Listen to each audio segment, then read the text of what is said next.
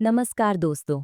आज की क्लास में हम पोस्ट ऑफिस गाइड पार्ट 1 के सेक्शन 3 को समझने वाले हैं, जिसमें हम आधिकारिक डाक लेख यानी ऑफिशियल पोस्टल आर्टिकल्स के बारे में बात करेंगे। ये टॉपिक हमारे क्लॉज 198 से लेकर 207 तक फैला हुआ है, तो चलिए इसे समझते हैं। यहाँ क्लॉज 198 से 207 ऑफिशियल पोस्टल आर्टिकल्स की रेंज को याद रखने की एक बहुत ही आसान और मज़ेदार ट्रिक है।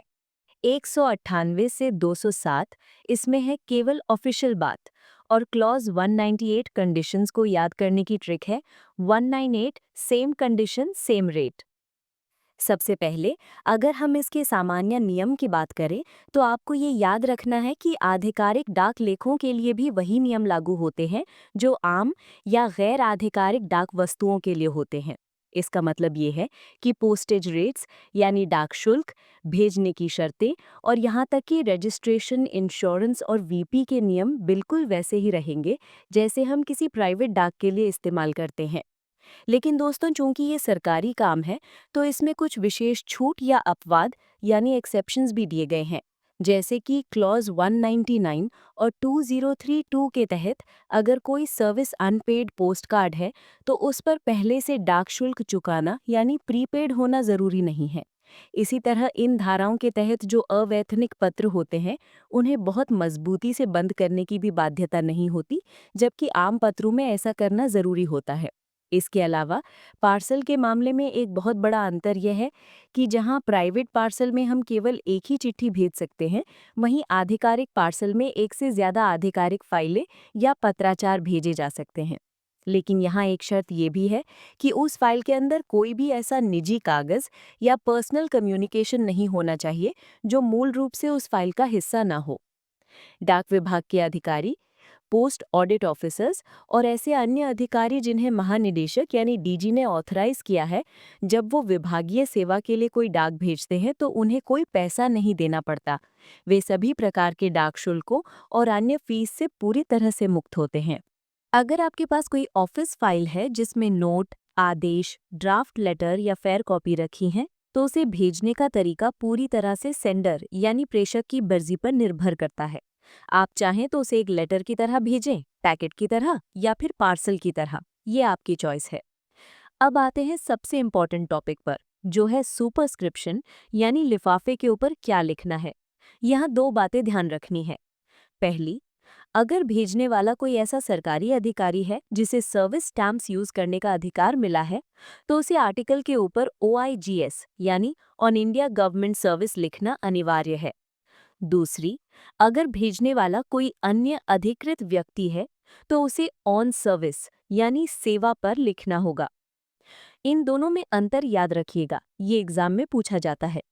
सिर्फ ऊपर लिखने से काम नहीं चलेगा, इसके साथ ही लिफाफे के निचले बाएं कोने यानी लोअर लेफ्ट हैंड कॉर्नर में भेजने वाले अधिकारी या कार्यालय के प्रतिनिधि का हस्ताक्षर यानी सिग्नेचर और पद नाम होना बहुत जरूरी है। लेकिन अगर आप एक सर्विस पोस्ट कार्ड भेज रहे हैं जिस पर पहले से ही सर्विस शब्द उभरा हुआ है, तो उस पर अलग से OIGS या ऑन सर्विस लिखने की कोई ज़रूरत नहीं होती। अब एक सवाल आता है कि क्या हम पदनाम का शॉर्ट फॉर्म यूज़ कर सकते हैं?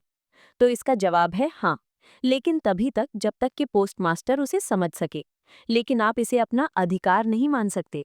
इसलिए हमेशा यही सलाह दी जाती है कि पूरा पदनाम यानी फुल डेजिग्नेशन ही लिखें ताकि कोई कंफ्यूजन न हो। पोस्टमास्टर मोहर वाले हस्ताक्षर को तो स्वीकार कर सकता है, लेकिन ग्राफिक या अन्य तरीके से बनाए गए हस्ताक्षर मान्य नहीं होंगे। और हाँ, अगर कोई अधिकारी सिग्नेचर वाली स्टैम्प यूज कर रहा है तो उसे उसकी सुरक्षा का पूरा ध्यान रखना होगा। अगर पोस्टमास्टर को लगता है कि इसका दुरुपयोग हो रहा है तो वो इसे रिजेक्ट कर सकता है। हस्ताक्षर की जगह प्रिंटेड नाम यानी छपे हुए नाम मान्य नहीं होते, सिवाय उन सरकारी राजपत्रों के जो बहुत बड़ी संख्या में खुली डाक यानी ओपन कवर्स में भेजे जाते हैं। अगर सर्विस स्टैंप लगे लेख पर सही सुपरस्क्रिप्शन यानी OIGS या ऑन सर्विस और सिग्नेचर नहीं है, तो वो टिकट डाक शुल्क के रूप में मान्य नहीं होंगे। और ऐसे किसी भी आर्टिकल की डिलीवरी या रीडायरेक्शन उस व्यक्ति के नाम से नहीं बल्कि उसके ऑफिशियल डेजिग्नेशन यानी पदनाम के आधार पर ही की जाएगी। अब देखते हैं clause 199 unpaid and insufficiently paid articles. अवैतनिक और अपर्याप्त भुगतान वाली वस्तुएं। इस क्लॉज 199 को याद रखने की ट्रिक है, बस क्रिकेट याद रखें। जैसे 199 रन का स्कोर डबल सेंचुरी के लिए अपर्याप्त होता है और खिलाड़ी को पवेलियन वापस लौटना पड़ता है, ठीक वैसे ही क्लॉज 199 में अगर पार्सल का भुगतान अपर्याप्त है तो उसे सीधे वापस कर दिया जाएगा। आम जनता के लिए नियम ये है कि अगर वो बिना टिकट डाक भेजते हैं तो उनसे 2 गुने पोस्टेज चार्ज लिए जाते हैं, लेकिन सरकारी डाक यानी ऑफिशियल पोस्टल आर्टिकल्स के मामले में ऐसा नहीं होता। इस क्लॉज के अनुसार अगर कोई सरकारी पत्र या पैकेट अनपेड यानी बिना टिकट के आता है तो डिलीवरी के समय उस पर केवल प्रीपेड दर से ही चार्ज लिया जाएगा, यानी कोई एक्स्ट्रा पेनल्टी नहीं लगेगी। ठीक इसी तरह अगर उस पर टिकट लगा तो है लेकिन कम है यानी इनसफिशिएंट है, तो डिलीवरी के समय केवल उतनी ही राशि ली जाएगी जितनी की कमी रह गई थी। लेकिन सरकारी पार्सल पर डाक शुल्क का पहले से भुगतान यानी प्री पेमेंट करना अनिवार्य है।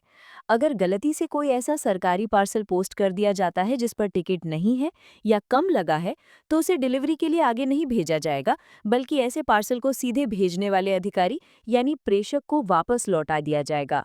दोस्तों, अभी हमने क्लॉज 199 में देखा था कि जो 199 पर आउट हुआ वो इनसफिशिएंट रह गया। अब बात करते हैं क्लॉज 200 की।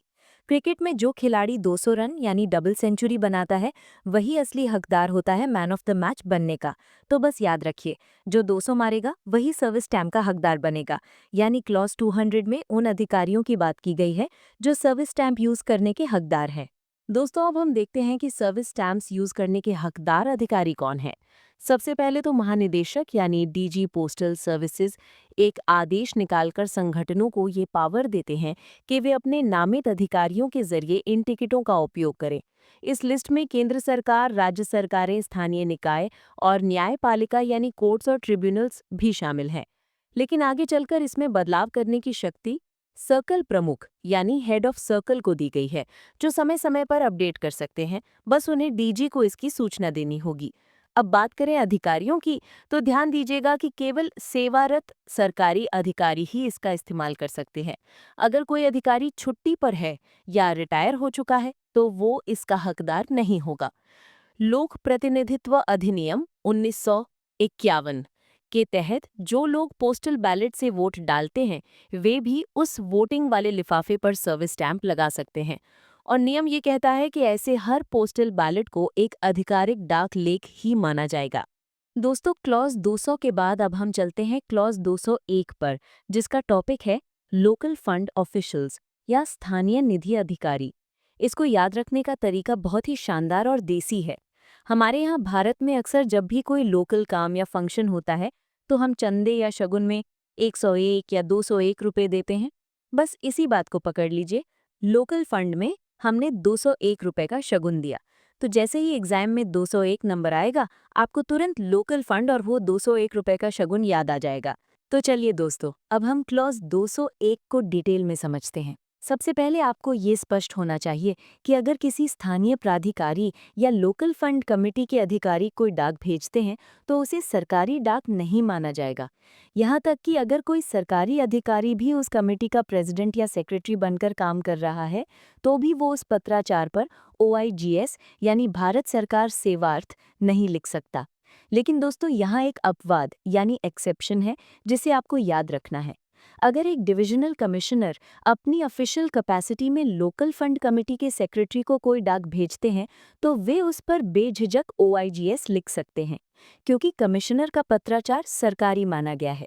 तो अंत में इस पूरे क्लॉज का निचोड़ यही है कि लोकल फंड के अधिकारी अपनी भेजी गई डाक पर OIGS का उपयोग करने के हकदार नहीं होते, सिर्फ कमिश्नर वाले केस को छोड़कर। तो दोस्तों, अब हम क्लॉज 202 पर आते हैं। अगर सर्विस स्टैम्प्स उपलब्ध न हो और उनकी जगह साधारण टिकट लगा दिए जाएं तो क्या होगा? तो नियम ये कहता है कि यदि किसी सरकारी डाक पर सेवा टिकट की जगह साधारण डाक टिकट लगा दिए जाएं, तब भी डाकघर उस आर्टिकल को रिजेक्ट नहीं करेगा, बल्कि उसे आधिकारिक ही मानेगा। चूंकि ये एक इर्रेगुलरिटी यानी अनियमितता है, इसलिए पोस्टिंग ऑफिस के प्रभारी अधिकारी की ये जिम्मेदारी बनती है कि वे इस बात की सूचना संबंधित अधिकारी को जरूर दें कि साधारण टिकटों का प्रयोग किया गया है। और अगर ये गलती बार बार दोहराई जा रही है यानी फ्रीक्वेंटली हो रही है तो फिर ये मामला गंभीर हो जाता है।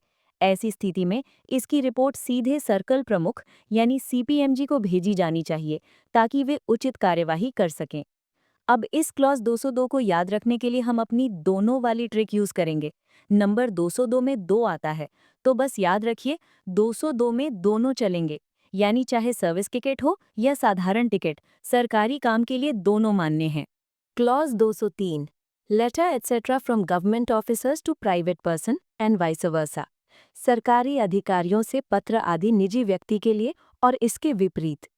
दोस्तों, क्लॉज 203 को याद रखने के लिए एक मजेदार राइम याद कर लो। 203 गवर्नमेंट और प्राइवेट का सीन।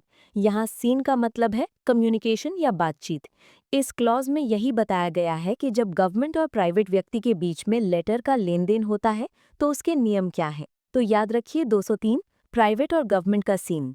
चलिए दोस्तों, अब हम क्लॉज 203 को विस्तार से समझते हैं। जब भी कोई सरकारी अधिकारी अपनी ऑफिशियल कैपेसिटी में किसी निजी व्यक्ति को कोई पत्र, पोस्ट कार्ड या पैकेट भेजता है, भले ही उसमें उस निजी व्यक्ति का ही फायदा क्यों ना हो, उसे आधिकारिक डाक यानी ऑफिशियल आर्टिकल ही माना जाएगा।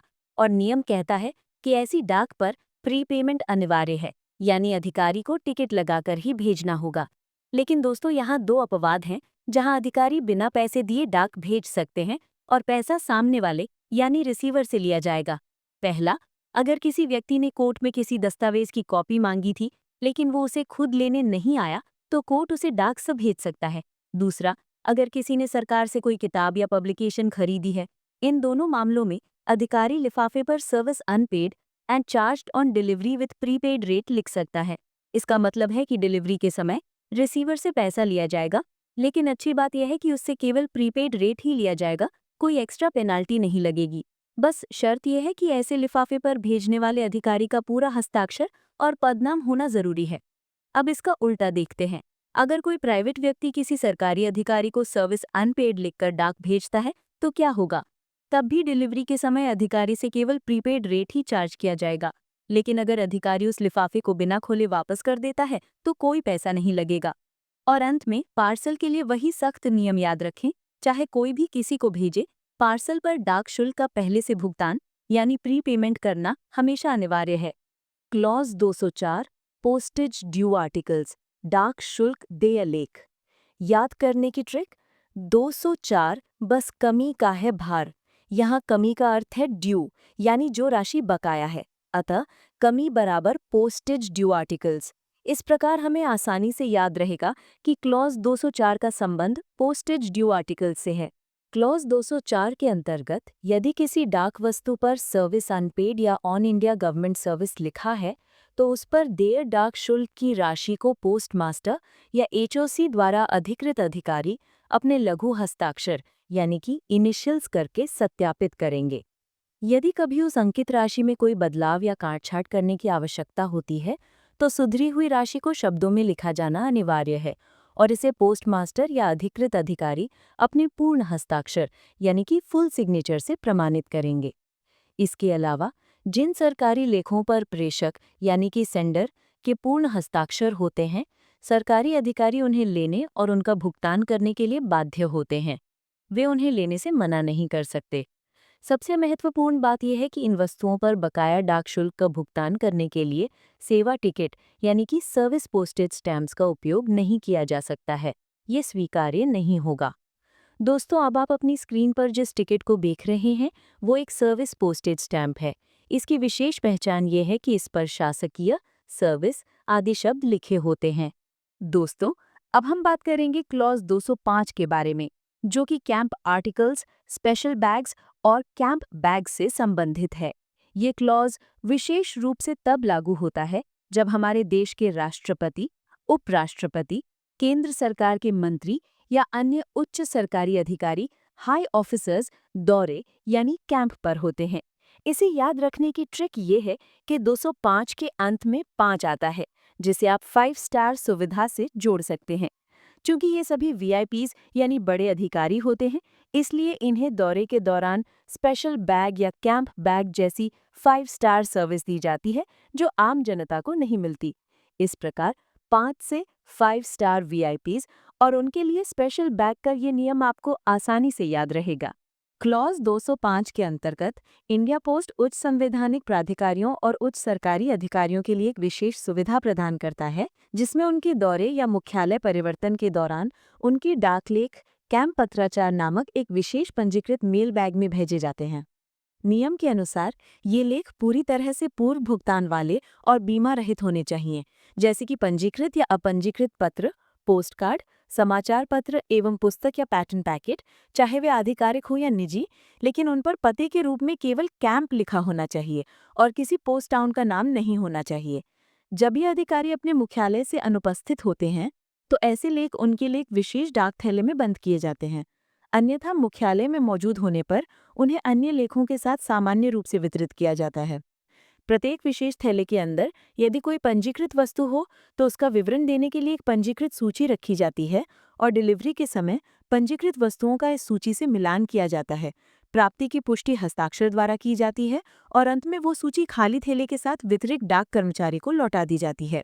ये ध्यान रखना महत्वपूर्ण है कि विशेष थैले रविवार और छुट्टियों सहित सभी दिनों में वितरित किए जाते हैं और डाकघर इसमें शामिल आधिकारिक या निजी लेखों में या नाम व पदनाम से संबोधित लेखों में कोई भेद नहीं करता। बस शर्त यह है कि केवल अधिकारी के कैंप को संबोधित लेख ही इसमें शामिल होंगे। यदि कोई लेख किसी विशिष्ट पोस्ट टाउन को संबोधित है तो वो केवल उसी पोस्ट टाउन को भेजा जाएगा और कैंप या पोस्ट टाउन को संबोधित लेख पारगमन के दौरान कभी भी पुनः प्रेषित नहीं किए जाते। वहीं जो लेख ना तो कैंप को और ना ही पोस्ट टाउन को संबोधित हो, उन्हें अधिकारी के मुख्यालय स्टेशन भेजा जाता है। इसके अलावा पार्सल, मनी ऑर्डर, बीमित लेख, वीपी लेख या शुल्क देय लेख विशेष थैलों में बिल्कुल नहीं भेजे जाते और इन्हें पोस्ट टाउन को ही संबोधित किया जाना चाहिए। और यदि गलती से ऐसे लेख बिना किसी पोस्ट टाउन के नाम के कैंप को संबोधित किए जाते हैं तो उन्हें भी संबंधित अधिकारी के मुख्यालय स्टेशन भेज दिया जाएगा। उच्च अधिकारियों के कैंप को या वहां से कार्यालय फाइलें या अन्य कागजात भेजने के लिए कैंप बैग का उपयोग किया जा सकता है, लेकिन ऐसी फाइलें प्रेषक द्वारा दिए गए बैग में ही संलग्न होनी चाहिए और उन्हें पार्सल, हवाई पार्सल या पत्र डाक के रूप में बुक किया जा सकता है। यदि इसे सतह मार्ग से पार्सल के रूप में बुक किया जाता है तो डाक शुल्क 10 किलोग्राम पार्सल दर के हिसाब से लगेगा, भले ही वजन कम हो। साथ ही पंजीकरण शुल्क और 16 रुपये का आकस्मिक शुल्क देना होगा और इसका अधिकतम वजन 10 किलोग्राम हो सकता है तथा इसे किसी अन्य बैग में बंद न करके अन्य सतही डाक थैलों के साथ भेजा जाता है। यदि इसे हवाई पार्सल के रूप में बुक किया जाए तो वजन के अनुसार हवाई पार्सल दर, पंजीकरण शुल्क और 6 रुपये आकस्मिक शुल्क लगेगा। वहीं पत्र डाक के रूप में बुक करने पर केवल पंजीकरण शुल्क लिया जाएगा और कोई अतिरिक्त डाक शुल्क नहीं लगेगा। पार्सल या हवाई पार्सल के रूप में बुक किए गए कैंप बैग पर आकस्मिक शुल्क सहित सभी शुल्कों का भुगतान सेवा टिकटों यानी सर्विस स्टैंप्स द्वारा पहले से किया जाना अनिवार्य है। और अच्छी बात यह है कि कैंप बैग रविवार एवं डाकघर अवकाश सहित सभी दिनों में बुक और वितरित किए जाते हैं। अगर हम कैंप बैग को लेटर मेल के रूप में बुक करते हैं तो इसके लिए वजन सीमा 2 से 5 किलोग्राम के बीच होनी चाहिए और इसमें आपसे कोई डाक शुल्क नहीं लिया जाता। केवल 17 रुपये की अनिवार्य रजिस्ट्रेशन फीस लगती है और कोई भी एक्स्ट्रा आकस्मिक शुल्क, इंसिडेंटल चार्ज नहीं देना होता, यानी यहाँ सिर्फ रजिस्ट्रेशन का पैसा लगेगा। वहीं अगर आप इसे सतही पार्सल यानी सड़क या समुद्री रास्ते से भेजते हैं तो इसका अधिकतम वजन 10 किलोग्राम तक हो सकता है, लेकिन इसमें आपको वजन के अनुसार डाक शुल्क देना होगा। साथ ही 17 रुपये रजिस्ट्रेशन फीस और 16 रुपये का आकस्मिक शुल्क अलग से देना होगा। यदि आप थोड़ी तेज सर्विस चाहते हैं और इसे हवाई पार्सल के रूप में बुक करते हैं तो भी अधिकतम वजन 10 किलोग्राम ही रहेगा और वजन के अनुसार ही डाक शुल्क लगेगा। रजिस्ट्रेशन फीस वही कॉमन 17 रुपये रहेगी। लेकिन यहाँ एक ट्विस्ट है कि हवाई पार्सल होने के बावजूद इसमें आकस्मिक शुल्क सतही पार्सल से कम लगता है, जो कि केवल 6 रुपये है, जबकि सरफेस में 16 रुपये चार्ज लगता है। कैंप बैग में 2 लेबल होना अनिवार्य है। पहला पता लेबल और दूसरा टैग लेबल। पता लेबल जिस पर प्राप्तकर्ता का नाम और पूरा पता हो और दूसरा टैग लेबल जो बुकिंग का प्रकार, पार्सल, एयर पार्सल या पत्र डाक दर्शाता है, जिसमें प्रेषक अनावश्यक विकल्पों को काट सकता है और सेवा डाक टिकट इसी टैग लेबल के दाहिने ऊपरी कोने में चिपकाए जाने चाहिए। स्पेशल बैग और कैंप बैग में अंतर। विशेष थैला डाकघर द्वारा डिलीवरी के लिए इस्तेमाल होने वाला थैला है, जिसमें अधिकारी के नाम आई हुई खुली डाक, पत्र, पोस्टकार्ड, अखबार इकट्ठा करके उन तक निःशुल्क पहुंचाई जाती है। कैंप बैग प्रेषक द्वारा बुकिंग के लिए लाया गया थैला है जिसमें सरकारी फाइलें बंद होती हैं और इसे काउंटर पर डाक शुल्क व एक्स्ट्रा चार्ज यानी कि इंसिडेंटल चार्ज देकर एक पार्सल की तरह बुक किया जाता है। Clause 206 tour programmes of high officers entitled to special bag, विशेष बैग के हकदार उच्चाधिकारियों का दौरा कार्यक्रम। दोस्तों, क्लॉज 206 को याद रखना बहुत आसान है। 206 ऑफिसर का टूर प्रोग्राम फिक्स। दोस्तों, क्लॉज 206 के अंदर टूर प्रोग्राम के नियम क्या हैं इसे हम समझते हैं।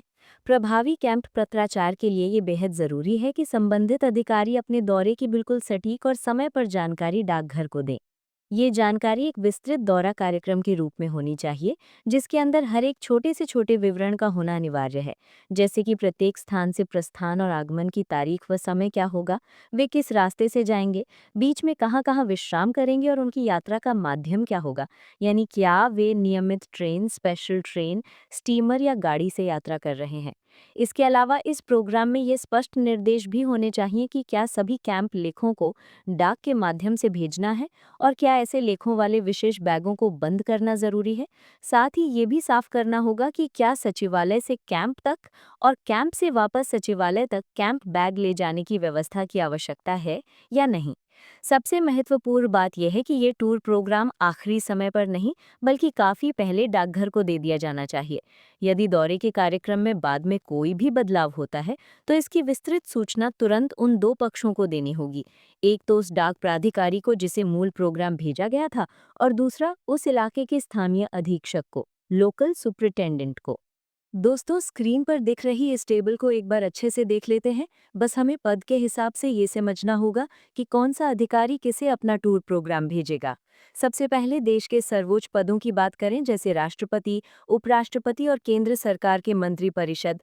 तो चूंकि ये देश के सबसे बड़े अधिकारी हैं, इसलिए ये अपना दौरा कार्यक्रम डाक विभाग के सबसे बड़े अधिकारी यानी डाक महानिदेशक डीजी ऑफ पोस्ट को प्रस्तुत करते हैं।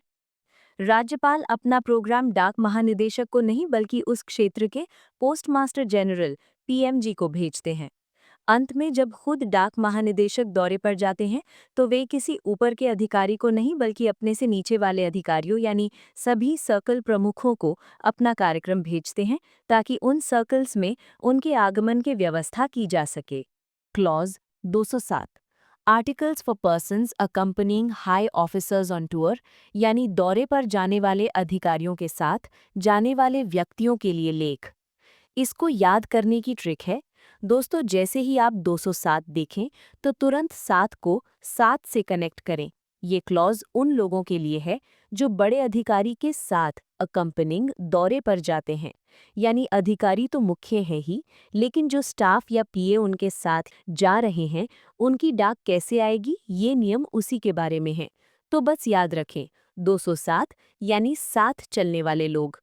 दोस्तों, क्लॉज 207 उन लोगों के लिए है जो बड़े अधिकारियों के साथ दौरे पर जाते हैं, जैसे उनका निजी स्टाफ, पीए या परिवार। डाक विभाग ऐसे व्यक्तियों के किसी भी विशेषाधिकार को मान्यता नहीं देता। इसके अलावा डाकघर उनके पत्राचार या चिट्ठियों के लिए कोई विशेष व्यवस्था भी नहीं करता है। इसका सीधा मतलब ये है कि अधिकारी के साथ चलने वाले इन व्यक्तियों की डाक के लिए डाकघर अपनी तरफ से कोई अलग प्रोटोकॉल या स्पेशल सुविधा लागू नहीं करेगा, उन्हें सामान्य नियमों के तहत ही देखा जाएगा। दोस्तों, हम एमटीएस का आधे से ज़्यादा सिलेबस कवर कर चुके हैं। अगर आपने वो क्लासेस मिस कर दी हैं तो अभी चैनल पर जाइए और सारी वीडियोस देखकर अपनी तैयारी पक्की कीजिए। आज की क्लास यहीं पर समाप्त होती है। मिलते हैं अगली वीडियो में।